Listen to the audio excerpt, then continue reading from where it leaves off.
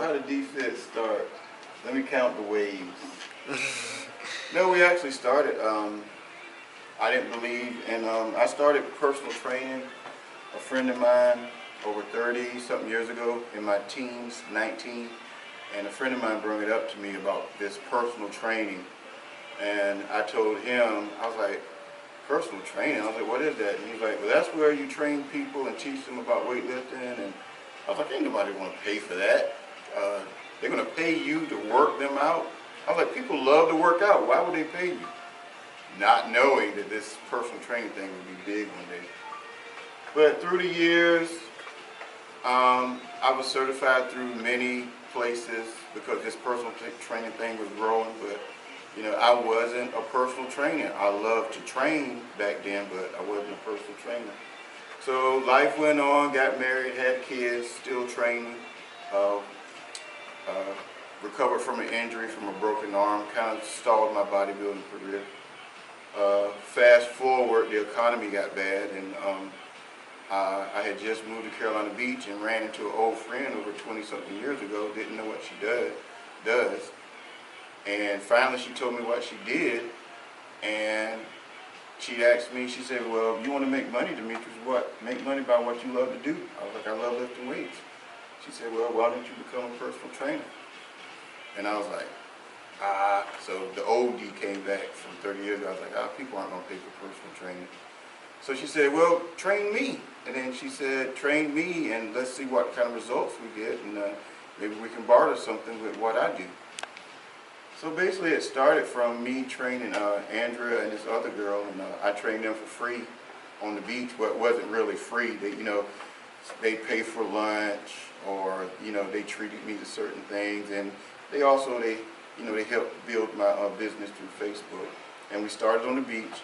We drew a line in the sand, and basically made them do wind sprints, stuff like that. And we kind of grew from there. We started getting weights. We purchased a weight set for $150. Everybody chipped in. We got these dumbbells. Then after that, I got my first client, probably about 6 months later. And then we purchased a total gym from Chuck Norris. Well, we were big time then. I mean, we were like high road. That was like a big piece of equipment for us. So we got a total gym, and then another girl came along. She saw our pictures on Facebook. Andrea had a transformation. We started posting, and we moved into the garage. We had a one-car garage, and it had lawnmowers, bicycles in it, but we still trained. So that's why I say it's not about the equipment, it's about the systems, it's about the systems, how we do things. So basically the people started training me how to train them that people didn't work out.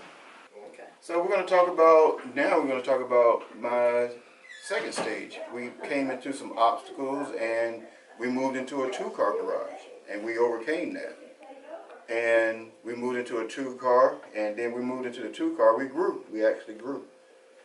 So we came through some more obstacles, and then we moved. We had to move from there because we were in a residential area, and we had to be established as a business. And then after that, we had to find like a actual training spot. So that was the scary part, was moving out of the comfort of being in a residential area where we had to actually pay rent in a building. So we went online, we started looking for places to rent, and then we found a place, and so now I had to pay rent at my place and rent at my business. That was the scary part, but we did it. We said we came this far, we grow, then we will grow again. So we moved into a new building, and people started coming again. We grew from there. So then after that, what did we do? What did we start doing? We started training. The people started changing. At the beach, we were training people that, you know, worked on the beach, and then all of a sudden we started evolving into moms that work at home, and what else? Business owners. People that work from home, moms that, you know, they took their children to school. We started evolving into that. And then we saw this thing, this shift started taking place. And they actually started training me to train them. I wasn't looking for a target market. The target market found DFIT.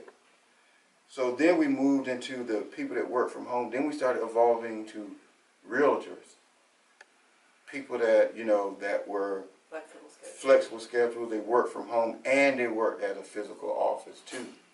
So basically through the years, DFIT started changing. And then we started getting people that were well overweight. They were obese. The hard problems. We started running into people with injuries and people that couldn't get rid of the weight, people that had trainers, and they struggled through the years. And so then we started evolving into that. And so now we're here by the hospital. I mean, God, He leads you down this path that you're good for, but you have to accept it, and you have to train what He's giving you, these gifts, and you have to go with it. So now we're by the hospital where we need to be, because we basically train people that are that need that second chance. All right, so basically, we are here for special cases. I call it, Andrew laughs at me because I call it special needs, but not in that way. It's special. People need my special attention, and I can see the things that they need when I get to know them. So that's why it's a lifestyle, not a location, because we train you to go on the other side of that door, the real life things. So you have these shows like The Biggest Loser, and these people train on a camp. That's not real life. You have to go back home, and you have to drive by Wendy's every day. You have to drive by, the steak houses, and you drive by McDonald's. And you have to be ready for that, the temptation. So that's why we came up with, it's a lifestyle. It's not a location. So we can train virtually. And that's why I'm talking to you today, because with this virtual thing going on, you can be in Idaho while I'm here in North Carolina. I can train you anywhere. So that's where we want to go with this whole lifestyle thing. I'm training you for life. And that's basically what DFIT is. It's a lifestyle, it's not a location.